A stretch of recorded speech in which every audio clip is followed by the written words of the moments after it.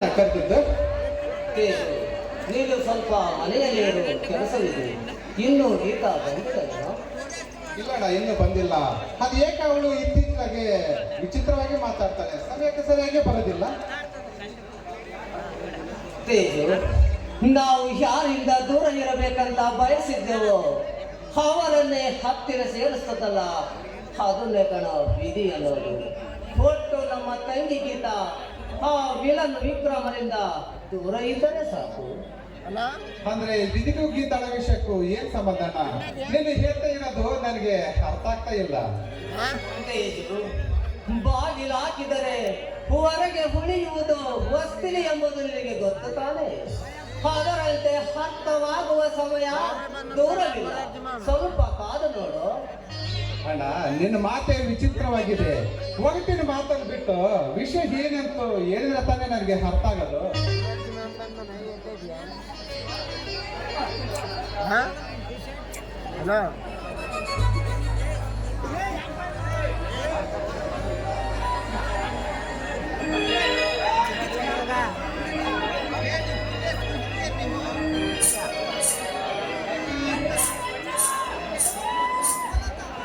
ಓಹೋ, ಏನು ಅಣ್ಣಂದ್ರು ಸಂಶಯ ಸಾಗರದಲ್ಲಿ ಕುಳಿತಿದ್ದೀರಲ್ಲ, ಯಾಕೆ? ನನ್ನ ಮೇಲೆ ಕೋಪನ? ಹೇ ಗೀತಾ, ಯಾಕೆ ಇವತ್ತು ಇಷ್ಟೊಂದು ಲೇಟಾಗಿ ಬರ್ತಾ ಇದೀಯಾ? ಮನೆಯಲ್ಲಿ ಹೇಳುವರು ಕೇಳುವರು ಯಾರಿಲ್ಲ ಅಣ್ಣ. ಈಗ ಆಗಿರೋದಾದ್ರೂ ಏನಾಗಿದೆ? ಪ್ರಪಂಚವೇ ಮುಳುಗಿ ಹೋದ ರೀತಿ ಮಾತನಾಡ್ತಾ ಇದ್ದೀರಲ್ಲ ಅಣ್ಣ. ನಾನು ಮಾಡಿರುವ ತಪ್ಪಾದ್ರೆ ಏನೋ? ಗೀತಾ, ಹೆಣ್ಣು ಒಂದು ಸುಂದರವಾದ ಕನ್ನಡಿ ಇದ್ದಾಗಿ, ಅದು ಜಾರಿ ನೆಲಕ್ಕೆ ಬಿದ್ದರೆ ತಿಪ್ಪೆಗೆ ಏಸುವ ಗಾಜು ಆಗುತ್ತದೆ ವಿನ ಮತ್ತೆ ಕನ್ನಡಿ ಆಗಲಾರದಮ್ಮ. ಯಾರನ್ನ ವಿಕ್ರಮ್? ವಿಕ್ರಮ್ ನನ್ನ ಪ್ರಿಯತಮ. ಯಾಕೆ? ಈಗೇನಾಗ್ಬೇಕು? ಈಗ ನಮ್ಮಿಬ್ಬರಿಗೂ ಒಂದೊಂದು ತೊಟ್ಟು ವಿಷಯ ಬೇಕು, ಕೊಡ್ತೀಯಾ? ಹೆಚ್ಚಿಗೆ ಮಾತಾಡಿದ್ರೆ ಹಾಲು ಉದುರಿಸ್ಬಿಡ್ತೀನಿ. ಅಣ್ಣ, ಒಂದು 2 ದಿನ ನನಗೆ ಟೈಮ್ ಕೊಡು, ಇವಳನ್ನ ನಾನು ರಿಪೇರ್ ಮಾಡುತ್ತೇನೆ. ತೇಜು, ಊರು ಹಾಳಾದ ಮೇಲೆ ಕೋಟೆ ಬಾಗಿಲು ಹಾಕಿದ್ರು ಅಂತ ಇವಳ ತನ್ನ ಶೀಲವನ್ನು ಗಾಳಿಗೆ ತೂರದ ಮೇಲೆ ಬುದ್ಧಿ ಹೇಳುವೆಯೇನೋ? ಗೀತಾ, ನಮ್ಮ ಮನೆತನದ ಸಂಸ್ಕೃತಿಯು ತೋರಾಗಿತ್ತು. ಈ ಮನೆಯಲ್ಲಿ ಗೌರವಕ್ಕೆ ಚೂರ್ತಿ ತರುವಂತ ಘಟನೆಗಳು ನಡೆದಿಲ್ಲವಮ್ಮ.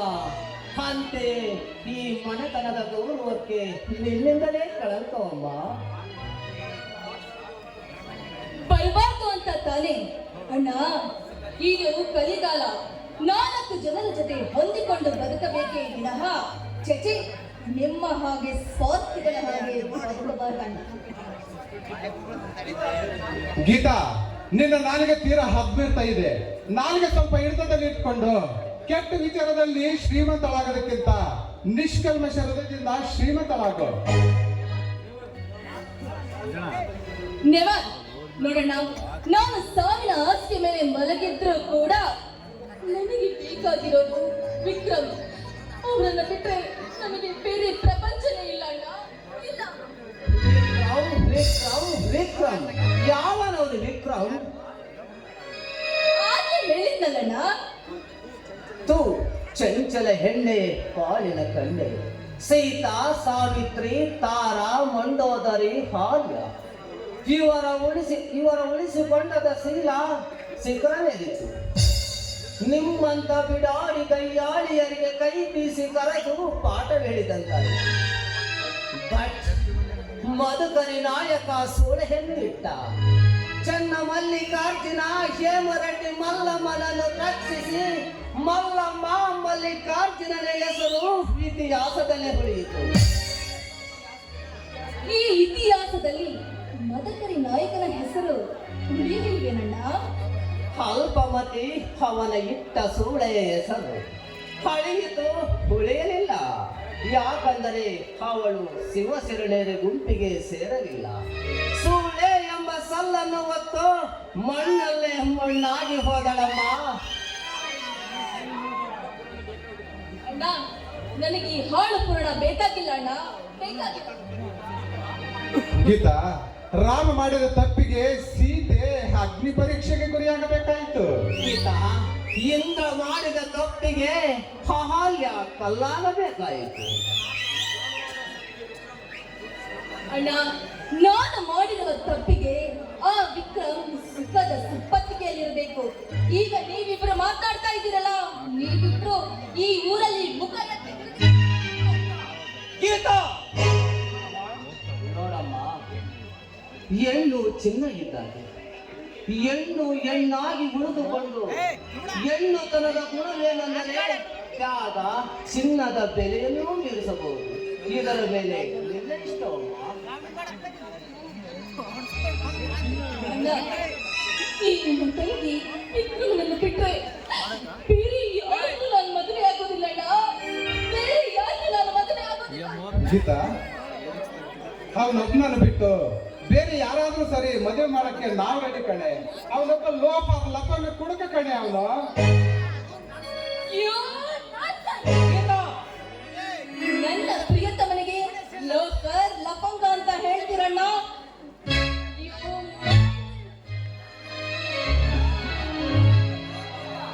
ಗೀತಾ,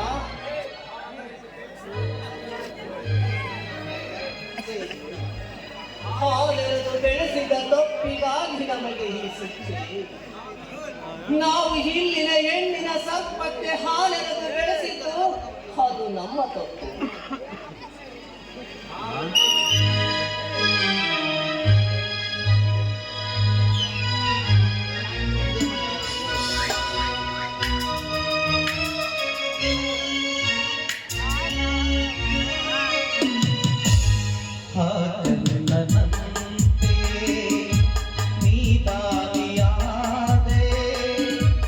ಇನ್ನೊಂದು ಜೀವಕ್ಕೆ ಆಧಾರವಾದೆ